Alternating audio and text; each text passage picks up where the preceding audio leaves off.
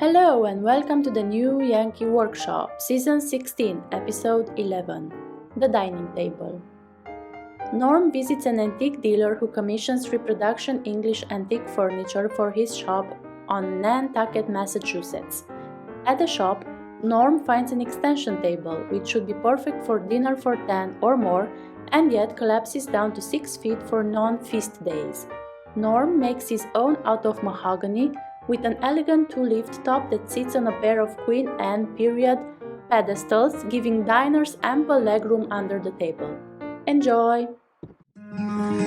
Hi, I'm Norm Abram. Welcome to the New Yankee Workshop.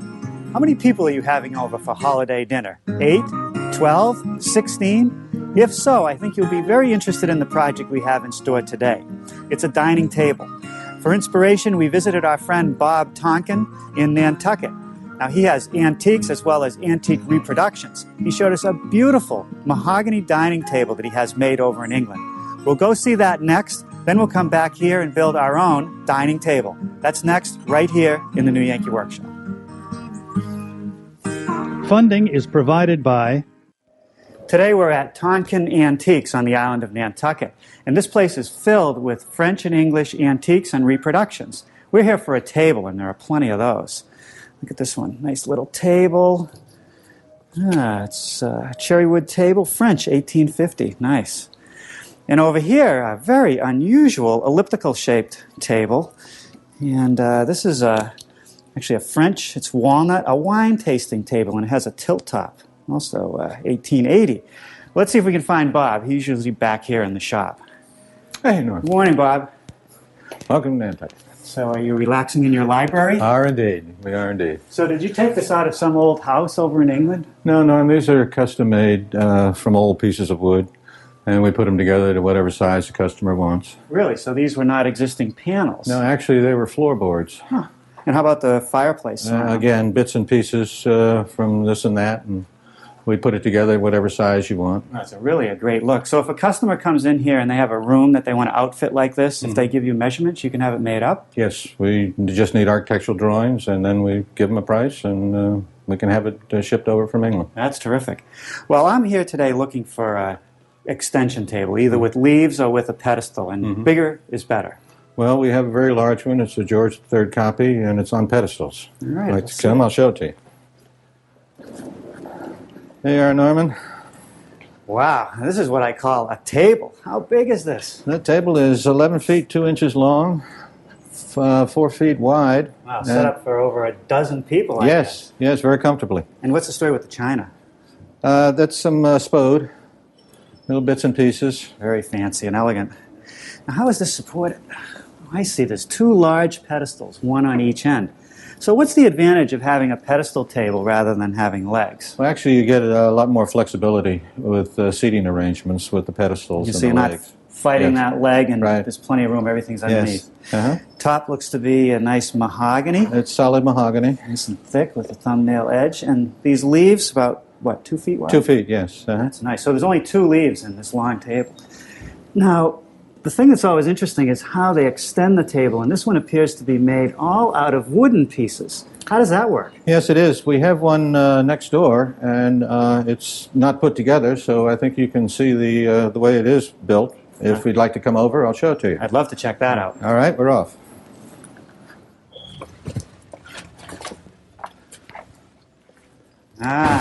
This is familiar territory, the back room. I bet you this is where you keep all the bargains. It is indeed. And you have a little workshop area here, tools and It's always stains. repairing something. Well, that's what you have to do to antiques, right? Absolutely. Oh, so There this it is another one of your tables. Yeah. And you've actually flipped it upside down on this bench. So there's the pedestal, just like the one we saw over there. I see it sits inside of a frame of heavy timbers held in with some thumb screws. And here's the end of the table and a leaf. This is what I'm interested in. I see, okay, so it's a piece of mahogany with a groove in it that fits into the tongue that surrounds the base. That couldn't be simpler. It's a great system. They're very clever, those English. Well, do you mind if I take a few photographs, maybe a few measurements? Absolutely not. And, Absolutely not. Appreciate your time. I look forward to building one of these in the workshop. Wonderful. I'll be looking forward to seeing you doing it. Well, here it is, our prototype dining table. Now let me put it another way. Half of our table. After all, a double pedestal table is a mirror image of itself. I've built half of it. Today we'll build the other half. Now, one half of the top is 4 feet wide and 3 feet long. Sits on a nicely turned pedestal with graceful Queen Anne legs that have these beads along the top and these brass casters. And the table disassembles, so it's easy to store or move to another location.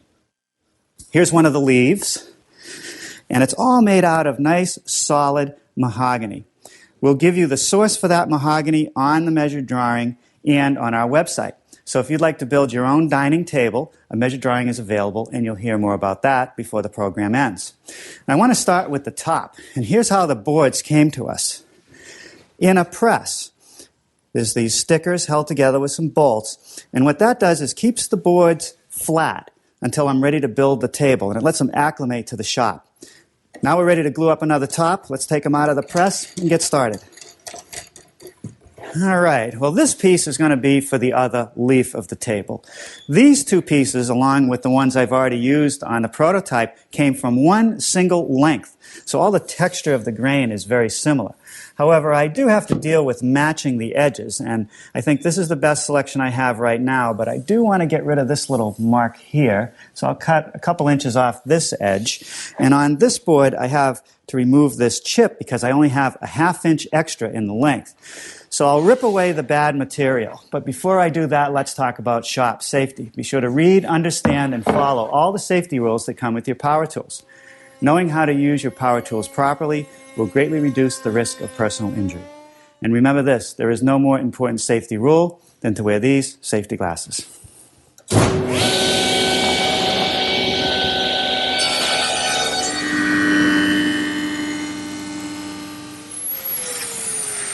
These slots are for some biscuits, which will help me align the pieces when I clamp them up. You will note that I'm rolling on a brown carpenter's glue. And this is useful when working with dark woods that are also going to be stained very dark, which is going to be the case here. If any glue should show in the seam, it'll disappear because it'll match the wood. Okay, let's turn a column. Here's what we're going to use to make the pedestal. 2 pieces of mahogany about 2½ inches thick glued together. To minimize the amount of material that I'm going to have to remove at the lathe, I'm knocking off the corners. All right, the blank is mounted in the lathe. I have a full-size drawing in front of me with all the details and measurements. And all I'm going to have to do is use my calipers at these various transitions. I won't need a ruler, just the drawing. First thing I want to do is round over this blank with my gouge.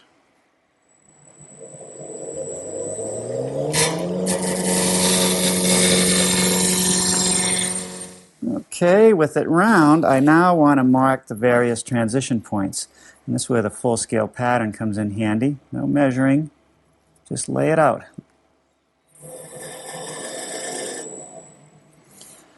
All right, now I'm going to start with this feature right here with my parting tool.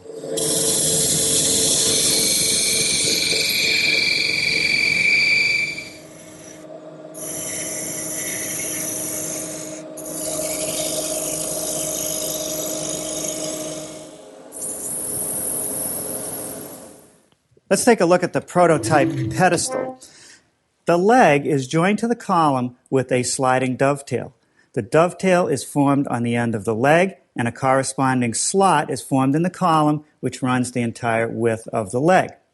I'm going to make the slot in the column first, using this jig, which mounts to the lathe, and a router. I've locked the spindle on the lathe so the column can't spin. The jig is centered under the column.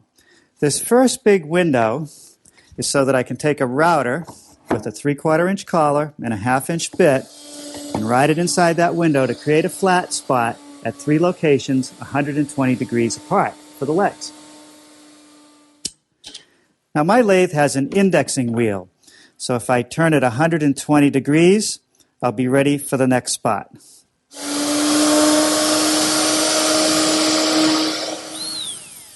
Now I've substituted another guide with a narrower slot.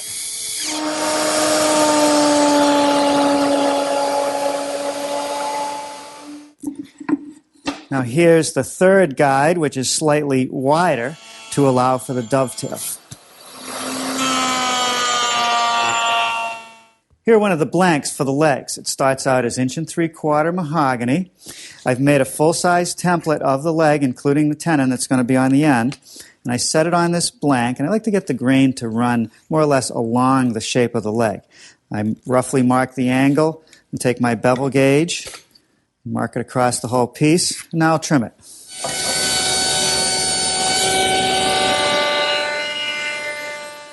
Now I'm beginning to form the dovetail along that angled cut. I'm using the same router bit that I had in the router to make the slot, and I've made sure that my fence is perfectly square to the table. Now it's a little bit too much material to form this dovetail with one pass, so that was the first 2 passes. I'll fine-tune the fence until this tail fits perfectly in that column. All right, let's see how we did.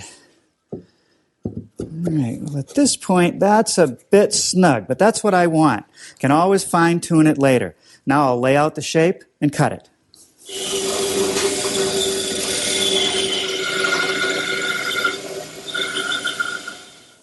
Once the leg has been sanded smooth at the oscillating spindle sander, I'm ready to put on this piece of hardware, this brass end with this swiveling wheel.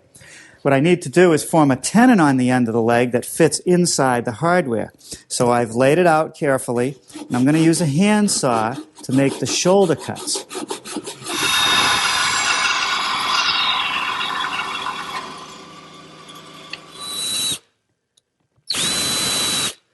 Now here I've taken a 1/2-inch brad point bit to relieve some material from the leg to receive the pin that's inside the casting for the swivel. Okay, now that little mortise is for the tab on this piece of hardware. You can slide right in there and then the screw will secure it.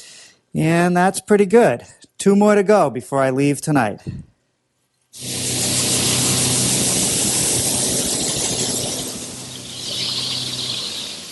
Oh, good morning.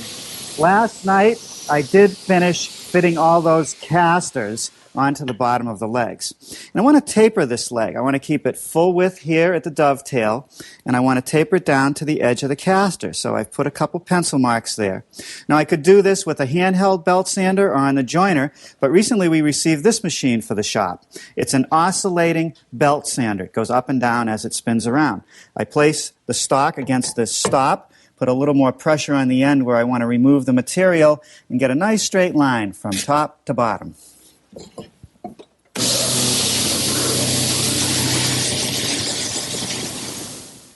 Let's take another look at the prototype. The next thing to do is to make this double bead on each edge of the leg. That's done at the router table.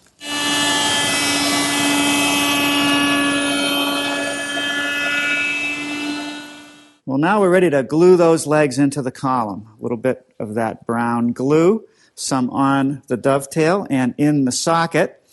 These should just slide in. No clamp should be necessary. That's not going anywhere. Each caster is secured to the leg with 3 screws. Let's turn our attention to this box which surrounds the top of the pedestal. These pieces have tenons which fit into mortises which are in the side pieces. I've clamped the 2 pieces together that are going to get the mortises to give me a wider base for the router. I've laid out each mortise, set up a straight edge, and I'm using a 1/2-inch bit in my router.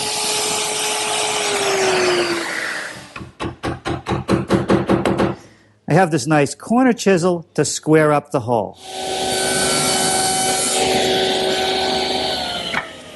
Now I'm beginning to form the tenons on the pieces that will go into those mortises. I've made a shoulder cut on each face.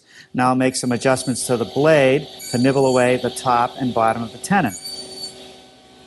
To complete each tenon with the cheek cuts, I'm using my tenoning jig, which safely holds the piece vertical while I run it through the saw. Let's take another look at our prototype. The way the leaves are going to be supported when the table is extended is on this rail. The rail has a groove, and that groove fits over a tongue which I've made on the side piece of the box that receives the top of the pedestal. The rail is sandwiched between that side piece and this stiffener along the bottom of the table. It's a very simple system. And I've already machined the tongue on one side of the box. Here's the other piece. I've set up the table saw with my stacked dado cutter, sacrificial fence, and a featherboard.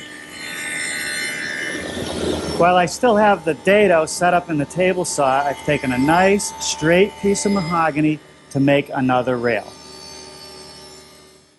I've tipped the table up so you can see under it a little bit better.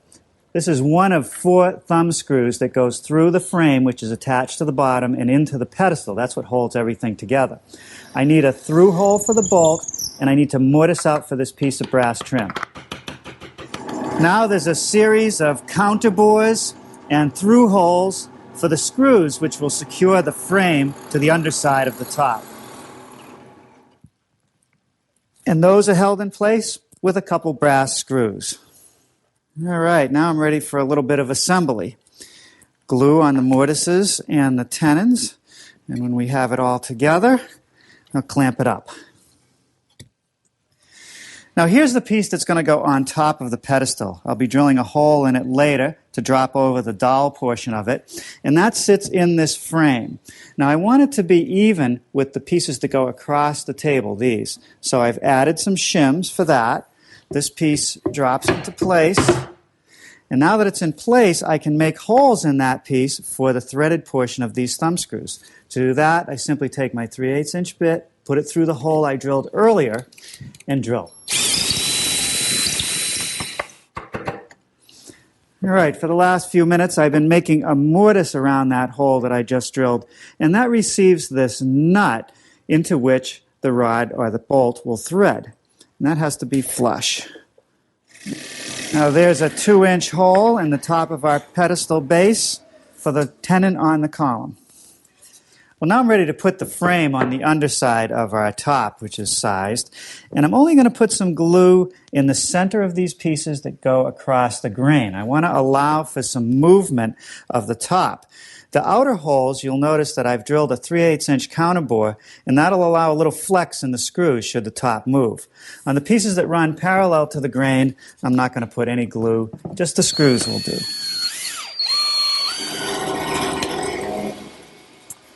The piece I'm working on now is really a cleat that's going to get screwed to the underside of the top. It's a nice rugged piece. It goes against the rail. It'll guide the rail, and it'll also keep the top from cupping. It has a decorative cut on the end, and the rail will get the same treatment later. Now these pieces get counterbores and through holes, just like the pieces on the frame of the pedestal. Now this cleat that goes across the grain again just gets a little dab of glue in the middle, and I'll put it up against that sliding rail. I'm going to take a doubled up piece of paper and put it on each end. I want a little bit of clearance. I don't want it to be too tight.